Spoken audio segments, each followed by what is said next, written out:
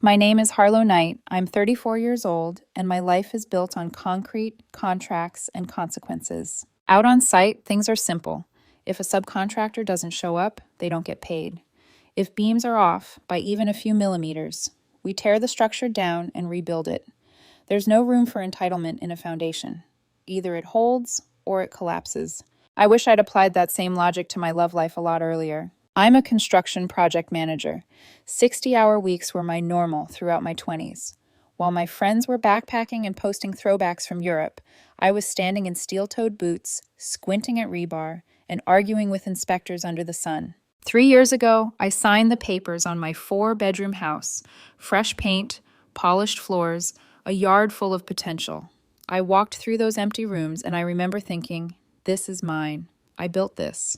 8 months ago, I invited my boyfriend to move into that sanctuary. His name is Logan. 29, charming smile, just enough scruff and perfectly rolled sleeves. When we met, he was working as an executive assistant for a logistics firm. Organized, sharp, always 10 steps ahead of his boss's calendar. For the first 2 years, Logan was different. We split dates 50-50 without me ever asking. Sometimes he'd grab the check before I could even reach for my wallet. He cooked. I cooked. He cleaned. I cleaned. We'd spend Sundays doing meal prep together, laughing over badly chopped onions and burnt bacon. It felt like a partnership. I respected his work ethic. I admired how he could go from work to the gym to a late-night movie and still have energy to tease me about taking my steel-toed boots off at the door. So when we decided he'd move in, it felt like the next natural step. We talked about combining routines, future plans, maybe even starting a renovation in the basement one day. I thought I was folding him into the life I'd spent a decade building. Instead, I was inviting in a squatter who saw me as an ATM with nice countertops. It started 3 months after he moved in. He came home one afternoon with that brittle, forced calm look people get when they're trying not to panic. We mutually decided it was time for me to move on, he said about his job. My new manager was toxic, completely disrespectful of boundaries. I'm not compromising my mental health for some spreadsheet. I felt my stomach drop, but I pushed it down. Okay, I told him. You've got some savings. I can cover the household bills for a month or two while you decompress and find something better. We'll treat it as an investment in our future. Even replaying it now, I can hear myself. Calm, supportive, responsible. I honestly believed I was being a good partner. What I was actually doing was financing my own replacement. Logan did not decompress. Logan descended. He fell straight into the algorithmic rabbit hole of soft life and high-value man TikToks. My For You page started catching some of it because he watched them out loud. Guys in rented Lamborghinis yelling into their phones about how a real woman provides. If she wanted to, she would, and never let a woman use you for your labor. It would have been funny if it wasn't happening on my couch. I'd come home from 10-hour days covered in drywall dust and exhaust fumes, my shoulders tight from arguing with suppliers, and walk into chaos. Takeout containers stacked on the coffee table, half-empty smoothie cups sweating onto my hardwood floors, laundry in a multicolored avalanche over the dining table, dishes fossilizing in the sink. And there was Logan, in the center of it all, sprawled on the sofa in the loungewear I bought him for his birthday, scrolling on his phone with that glassy, zoned-out look. One night, about 3 weeks ago, I dropped my tool bag by the door and forced my voice to stay gentle. Hey, I said, stepping over a pizza box. Did you get around to calling that recruiter your friend recommended? He didn't even look up. No, he sighed. I'm focusing on regulating my nervous system right now. The corporate world is too aggressive for my energy. Something in me twitched. Okay, I managed. Well, the dishwasher is full. Can you run it? He glanced at the kitchen like it was a stranger's house. I didn't make that mess, he said. I looked at the sink. 3 protein shaker cups, 2 smoothie glasses, a stained salad bowl, and the plate from the burger he'd had for lunch. Logan, I said quietly, you absolutely made that mess. He rolled his eyes and sank further into the cushions. You're being really intense right now, Harlow. It's blocking my peace. I'm trying to stay in my receptive era. I let it slide. That was my mistake. I remembered the man who used to get up at 6 a.m. to beat traffic, who made jokes about my construction witchcraft and brought me coffee when I worked late. I told myself this was a phase. But last Tuesday, the final nail didn't just go in the coffin. It got hammered in with a sledgehammer. I walked in at 6:30 p.m., starving. We were supposed to go grocery shopping that weekend. We hadn't. The kitchen looked like a crime scene. Logan was sitting at the island with a stack of papers in front of him, white envelopes, familiar logos. My heart sank. It was my mail, specifically my credit card statement. I had added him as an authorized user months ago. Groceries, house emergencies, nothing more. I dropped my keys, picked up the statement, and felt adrenaline roar through my veins. The balance, $4,800 in 1 month. Nordstrom, $600. High-end barber and grooming package, $450. Local spa, $800. Uber Eats, 3 times a day. What is this? I asked. My voice came out flat, almost detached. He didn't flinch. I needed to invest in myself, he said, crossing his arms. Being in this house alone all day is draining. I need self-care to maintain my appearance and my energy for you. Draining? I laughed. It sounded harsh, brittle. You don't work. You don't pay rent. You don't pay utilities. You don't clean. You don't cook. What exactly is draining you? That was when he looked me dead in the eye and delivered the little monologue his online coaches had carved into his brain. I'm not your maid, Harlow. Expecting me to work outside and then come home and scrub floors is internalized misogyny, he said, perfectly serious. I bring emotional presence to this house. My energy is the value. Your job, as the woman, is to provide. That's your biological role. You need to pay this debt and increase the card limit because you're the provider. Silence. 10 seconds that felt like 10 years. In that stretch of quiet, something finally clicked. I wasn't looking at my boyfriend. I was looking at a very comfortable parasite who had decided my spine was a branch. So, I said slowly, if I want a man who doesn't work, I have to be the traditional woman who pays for everything without question? Exactly. His mouth curled into a little smile. He thought he'd won. I'm glad you finally get it. It's about polarity. You're right, I said. I haven't been playing my role correctly. I watched his shoulders relax. He truly believed I was about to apologize. I need to provide, I added. I walked past him, through the sticky kitchen, down the hallway, to my home office. I could feel him humming with smug satisfaction behind me. He probably thought I was about to call the bank and bump his limit. Instead, I unlocked my filing cabinet. I own a small rental property across town. Being a landlord taught me 2 things. Document everything and always know your local housing laws. Inside the cabinet was a neat stack of legal forms. I pulled out a standard notice to quit. In my state, if someone lives in your home without a lease but receives mail, they're a tenant at will. You can't just toss them out like last week's takeout. You give them 30 days. Date, name, address, termination of tenancy. I filled it out with hands that didn't even shake, because the moment he said biological role, something in me turned to stone. I walked back into the kitchen and slapped the paper down on top of the Sephora-like charges and the spa receipt. He frowned. What's this? That, I said, cracking open a beer I kept in the fridge for bad days, is me providing. He blinked. I am providing you with a 30-day notice to vacate my property, I continued. I am providing you with a reality check. And I am providing you with the opportunity to find another woman who will tolerate this, because I won't. His jaw dropped. You can't do this. I'm your boyfriend. Not anymore, I said. Now you're an unwanted tenant. I pulled out my phone, opened the app for the cleaning service I'd been paying for twice a month, another luxury funded entirely by me. I'm also canceling the maid service, I added, tapping the screen. Why? He practically shrieked. You know I don't clean. Right, I said, leaning against the counter. You said expecting you to clean is misogyny. I don't want to be misogynist, Logan, so I'm removing the paid help. For the next 30 days, you can clean up your own mess or learn how much filth your energy can tolerate, but I'm not paying another woman to clean up after an unemployed man who sits on my couch all day. I opened my banking app next and brought up the credit card. And this card, I said, tilting it toward him, the one you used for your self-care and your vibe? He watched my thumb hover. I tapped Remove Authorized User. Dead, I said. How am I supposed to eat? He screamed, shooting to his feet. You're a high-value man with all that masculine energy, right? I said, walking toward the living room. I'm sure you can trade it for a sandwich, or, here's a wild idea, get a job. I sat down, turned on the TV, and turned up the volume. He screamed for an hour. I didn't say a word. The war had officially begun.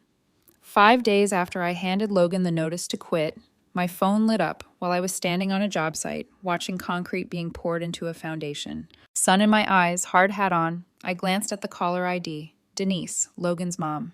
Perfect. I stepped away from the noise, boots crunching on gravel, and answered. Harlow, she said without a hello. her voice already loaded like a gun. I'm hearing very disturbing things. I took a slow breath. Hi, Denise. Logan tells me you've cut off his access to money, you're throwing him out, you've canceled his services. Do you know what that is? She demanded. Financial abuse. You're making him homeless. I stared at the wet concrete, the rebar skeleton slowly disappearing under gray slurry. Out here, if someone lied on a report, they got fired. There were consequences. In their family, apparently, consequences were abuse.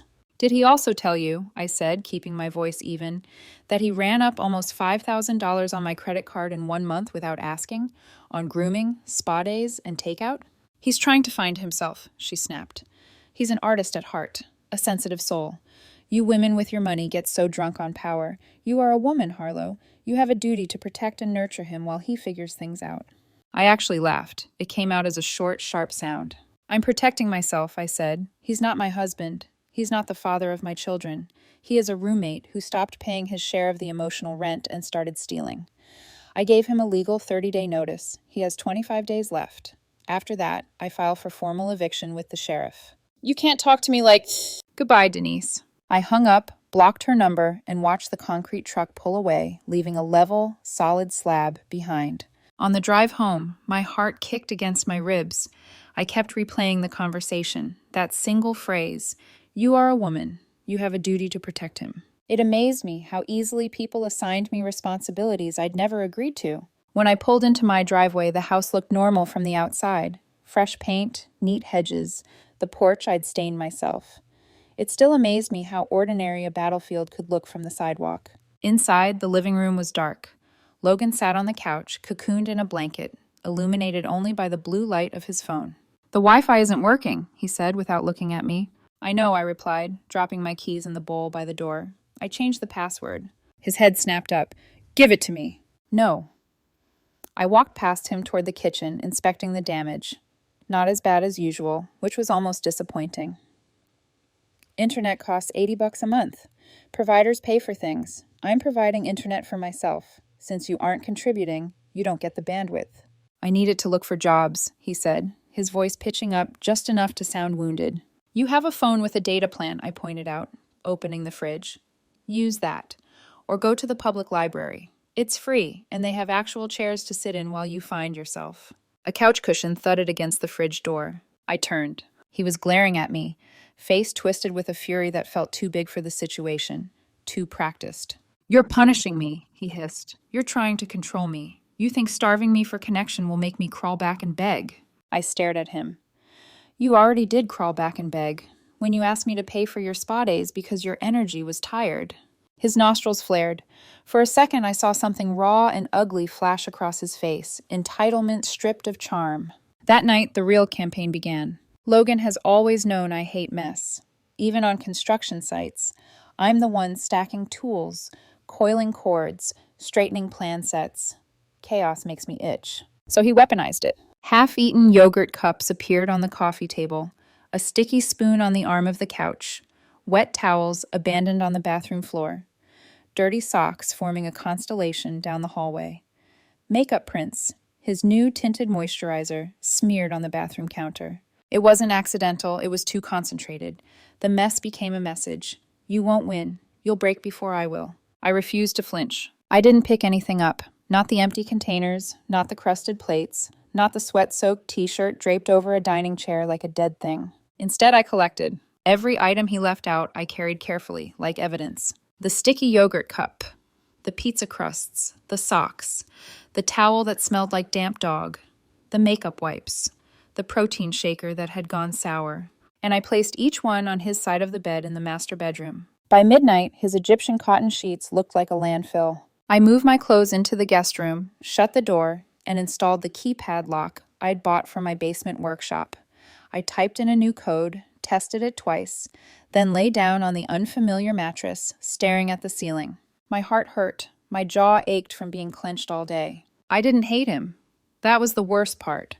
I hated what he'd become, what he'd chosen to believe he deserved. Maybe, I thought, as I listened to the muffled sound of him stomping around the house, the man I fell in love with was just a trial offer, a free sample. And this version screaming about duty and polarity and vibes, was the full price. Around 1 in the morning, the scream came. "Are you insane?" he bellowed, pounding on the guest room door. "There's trash on my bed." I rolled onto my back and stared at the door. "Internalized misogyny," I called back. I didn't want to clean it up and offend you. The next day, he tried Uber Eats. I was in the garage, working on my motorcycle, hands greasy, mind blissfully blank, when the door shot open so hard it rattled the frame. "You embarrass me," Logan shouted. I didn't look up. "Hello to you too." "The delivery driver is outside," he snapped. The card declined. He's standing there with my food like I'm some broke loser. I tightened a bolt and wiped my hands on a rag. Sounds like a personal problem. "Pay for it, Harlow. It's $30. I'm starving." "There's a loaf of bread and a jar of peanut butter in the pantry," I said. "I bought those. You're welcome to them." "I don't want peanut butter." "Then get a job," I replied. "The gas station down the street is hiring night shift. They offer a discount on hot dogs. Seems like a win-win." He actually stomped his foot. A grown man, 29 years old, stomping his foot in my garage like a toddler whose favorite toy got taken away. For a second, I genuinely didn't know whether to laugh or cry. Instead, I reached over, grabbed the remote, and pressed the button to open the garage door. Cool air rushed in, carrying the scent of cut grass and someone else's normal life. Behind him, I could see the Uber Eats driver sitting in his car, scrolling on his phone, completely unaffected by Logan's humiliation. "My card," Logan started. "Was a privilege," I cut in. "You turned it into a weapon. And just to be crystal clear, Logan, every time you try to make your lack of planning my emergency, I'm going to remind you, you had options. You still do." I nodded toward the street. "One of them is literally hiring." He stared at me, chest heaving, eyes bright with furious tears. "You're going to regret this," he spat. "You're pushing me to my limit." "Good," I said quietly. "Maybe that's where you'll finally move." He stormed back into the house, slamming the door so hard the wall shook. I watched the Uber Eats car pull away a minute later. I wiped my hands, checked the torque on the bolt again, and forced myself to breathe. 25 days left. Standing there in the half-lit garage, the smell of oil and metal grounding me, I had a thought that chilled me more than any argument we'd had so far. If this is how he behaves when a free ride ends, what happens when he realizes there is truly, absolutely no way back in? I didn't know then that I was about to find out. By day 10 of Logan's 30-day notice, I had stopped expecting anything resembling sanity. It turns out I was still giving him too much credit. I pulled into my driveway after a brutal day. Supplier delays, a surprise inspection, a crane malfunction. All I wanted was a shower and 10 silent minutes where nobody said the word deadline. But the moment I stepped out of my truck, my stomach tightened. A sleek BMW sat in my driveway. Someone with money, or someone who wanted me to think they had money. I unlocked the front door slowly, bracing myself. I didn't brace hard enough. At my dining table sat Logan, arms crossed, and next to him, a stranger, a woman in oversized glasses, a blazer too stiff for the weather, and an expression dripping with premature victory. "Harlow," Logan said smugly. "This is Sarah. She's a tenant rights advocate." I blinked. Once. Twice. "Of course she is," I said flatly, setting down my keys. Sarah folded her hands like she was about to preside over small claims court. "Ma'am," she began, "we have some concerns. You're creating a hostile living environment, cutting off the internet, restricting access to funds, emotional intimidation. This is illegal constructive eviction." Logan smirked like a child who thinks they've outsmarted their teacher. I almost laughed. Instead, I calmly pulled out a chair and sat, elbows on the table, chin resting on my hand. "Constructive eviction?" I repeated. "Okay, let's walk through that." Sarah opened her mouth, but I kept going. "Did I change the locks?" I asked. "No," she admitted. "Did I cut off water, electricity, heat?" "No." "Did I deny him physical access to the property?" "No," she said again, her confidence faltering. "Internet is not a required utility. It's a luxury. And access to my money?" I tilted my head. "Not a human right. Not even a boyfriend right." Logan's face reddened. Sarah shuffled her papers. "He has established residency. You cannot just kick him out." "I know," I said, "which is why I served him a legal 30-day notice to quit. In accordance with state code." I gestured toward the drawer behind me. "I have the signed acknowledgement, the video of me handing it to him, and the time-stamped copy." Sarah froze. Logan swallowed. Sarah tried again. "You're creating a toxic environment." "You're trespassing," I corrected gently. "Unless your name is on the deed, which it isn't, you don't have legal standing to sit at my dining table." Sarah's face drained of color. I'm her guest, she insisted weakly. You were, I said, leaning forward. But as the sole property owner, I'm revoking your license to be on this property. You're no longer a guest. You're an intruder. I held up my phone. You have exactly 1 minute to leave before I call the sheriff's department. You can't, she sputtered. Hi, I said loudly into the phone. This is Harlow Knight at... Sarah almost tripped over the chair. We're leaving, she hissed at Logan. No, I corrected. She's leaving. Logan stays. He has 20 more days. Sarah bolted out of the house so fast, she didn't even close the door behind her. Logan glared at me with betrayal so dramatic it could have earned him an Oscar. This isn't over, he snapped. I know, I said. Trust me, I know.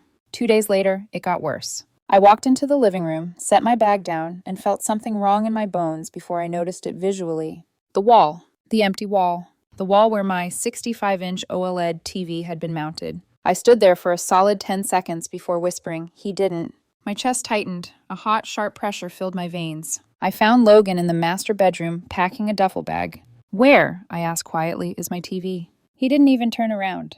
I sold it, he said. My pulse roared in my ears. You did what? He turned then, chin lifted.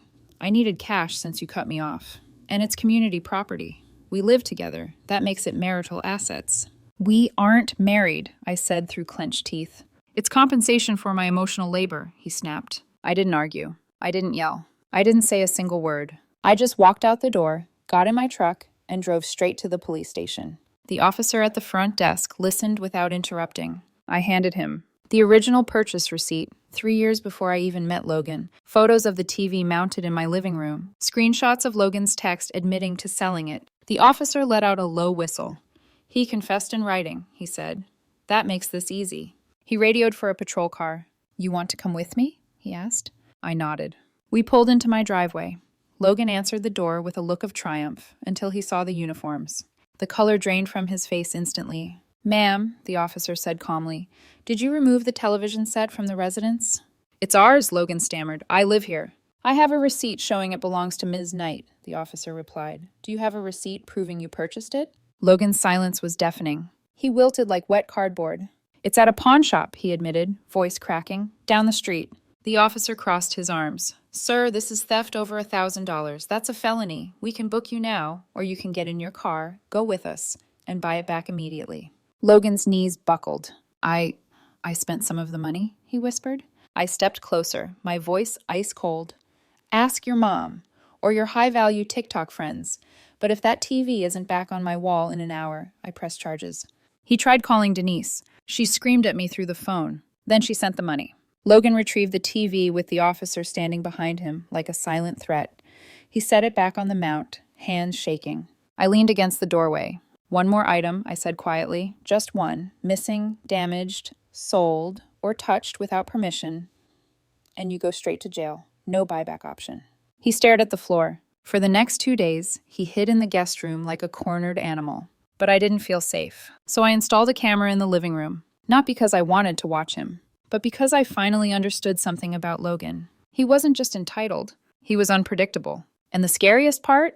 There were still 15 days left on the clock. 5 days left. That's all the time Logan had before the sheriff could be involved, before the law shifted entirely onto my side, before consequences caught up with him. And that's exactly when the transformation began. Not a real one, no, a performance. The door to the guest room opened late Friday night. I was in the kitchen searing a steak. One steak because I'd stopped cooking for 2 the moment he started treating me like staff. The sizzle was the only sound in the house. Then I heard it. Hey, Harlow. His voice wasn't sharp or arrogant or dripping with fake enlightenment. It was small. I set down the tongs, turned off the burner, and faced him. He looked human for the first time in weeks. No curled hair, no tinted moisturizer, no lounging silk robe, just sweatpants and a wrinkled t-shirt. His face was blotchy, eyes puffy, hair matted like he'd been pulling at it. A collapsed version of the man I once loved. Can we talk, he asked. If it's about extending the 30 days. It's not, he said quickly. I got a job. I blinked. A job? He nodded, swallowing hard. At a call center, customer service, 15 an hour. For a moment, just a moment, I felt something twist in my chest. Pride, sadness, relief that he'd finally done something. But then I remembered. The spa charges, the speeches about biological roles. The stolen TV, the advocacy stunt, the hours of screaming. Good for you, I said honestly. Honest work is honest work. He stepped closer, hands trembling. It's not enough to get an apartment, he whispered. They want first month, last month, and a security deposit. I can't afford any of it yet. Please, Harlow, let me stay. That old ache appeared again, the one that had kept me hooked far longer than I should have been. The echo of our early days, the softness, the effortless partnership we used to have. I'll pay rent, he said quickly. I'll clean. I'll get therapy. I'll stop watching those stupid videos. I'll change. I inhaled slowly. He was desperate, not remorseful, not accountable, just desperate. There's a specific look people get when they're sorry for what they did versus sorry for what happened to them. Logan had the second one. Please, he whispered. I can't live like this. I can't go backward. I'll do anything. I thought of the girl I used to be with him, the one who brought him coffee on his bad days, who believed in his ambition, who dreamed of building a life together. That girl deserved a partner, not a dependent. Logan, I said softly, I'm not going to extend the 30 days. His face cracked, disbelief shattering across it. Why? He asked, voice breaking. I'm trying. I'm finally trying. Isn't that what you wanted? No, I said. I wanted you to care before you ran out of options. He shook his head, stumbling back like I'd hit him. That's not fair. You're being cruel. You're being manipulative, I replied evenly. If I let you stay, you'll quit your job the moment you feel comfortable. You'll go right back to the couch, back to telling me I'm oppressive for wanting a clean kitchen. This isn't humility, Logan. This is survival panic. His eyes filled with tears. And then he fell to his knees. It should have moved me. It should have broken me. It didn't. Harlow, he sobbed, gripping the edge of the counter like he needed it to stay upright. I love you. I messed up. I didn't see how good I had it. Please don't throw me away. I looked at him, really looked. I didn't see the man I fell in love with. I saw a man who loved comfort more than me, who loved entitlement more than responsibility, who loved being taken care of more than partnership. You don't love me, I said quietly. You love the lifestyle. You love the security. You love being in a house someone else pays for. He shook his head violently. No, that's not true. If you loved me, I said, picking up my steak plate, you wouldn't have treated me this way. He collapsed onto the kitchen tiles, sobbing so hard his shoulders shook. I walked to the dining table and ate my steak while he cried on the floor. Not out of cruelty, out of clarity. He wasn't crying for me, he was crying for him. The next day was moving day. Technically, he still had until tomorrow, but he'd found a room in a shared house with 4 other men. 1 bathroom, no air conditioning. His expression when he described it told me everything. It was a downgrade from the life he thought he deserved. He stuffed his designer clothes, bought with my money, into garbage bags because he couldn't afford suitcases. He tried to take my Dyson vacuum. Nope, I said, blocking the door. I bought that.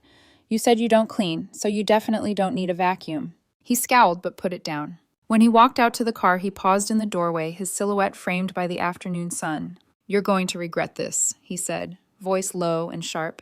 You threw away a good man. You think you're strong, but you're going to die alone, with your money. I didn't flinch. I'd rather die alone with my money, I said calmly, than live broke with a parasite. His jaw tightened.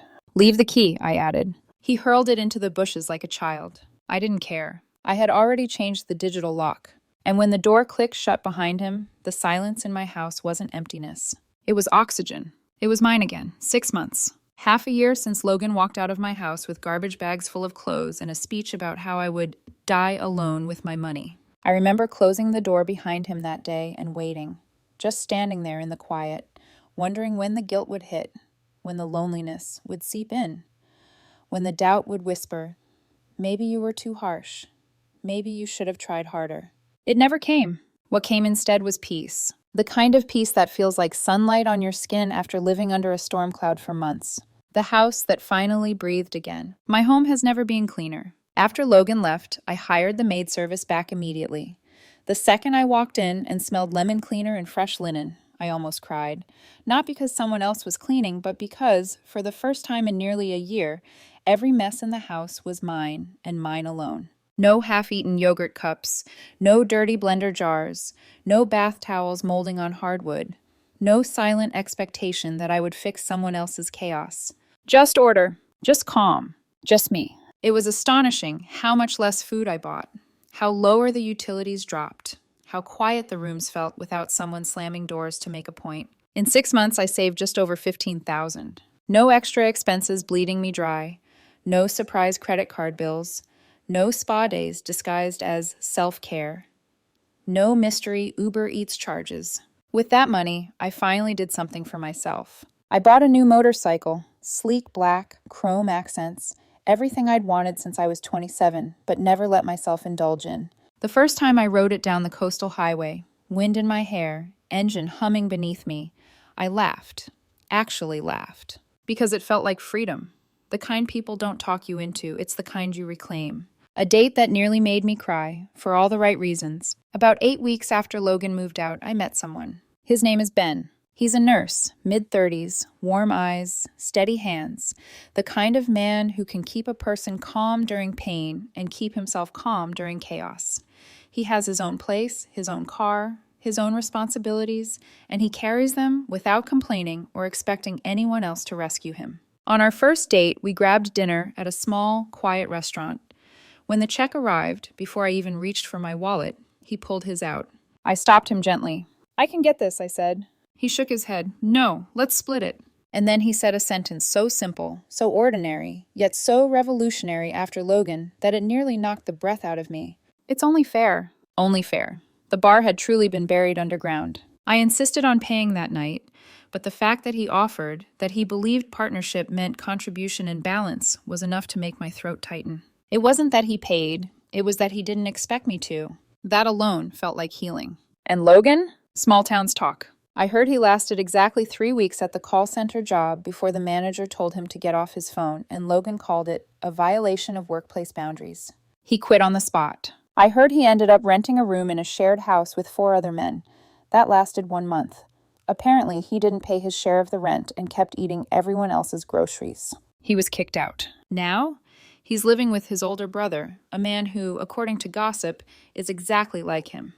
Entitled, unemployed, dirty apartment, no accountability. 2 grown men in a 2-bedroom unit, both refusing to clean or cook. I heard they're living in filth. Sometimes poetic justice doesn't even require creativity. It writes itself. The final message. Last week, I got a text from a number I had blocked months before, but apparently he'd gotten a new phone. The message said, "Hey, I've been doing a lot of thinking. I was immature. I miss you. Can we meet for coffee? I've changed." I stared at the message for a long second. Not with anger, not with temptation, with something closer to amusement. Then I took a screenshot, printed it, pinned it to the corkboard in my garage, right beside a photo of my new motorcycle. A reminder, a warning, a trophy. After that, I blocked the number again. The lesson. If someone tells you their presence is the value while your labor, money, and sanity are the cost, if someone calls your boundaries abusive because they disrupt their comfort, if someone believes your role in life is to carry them while they float, you don't negotiate, you don't educate, you don't therapize, you show them the door, and you reclaim every inch of your house, your money, your time, and your peace. Because partnership requires 2 people. But it only takes one parasite to destroy it.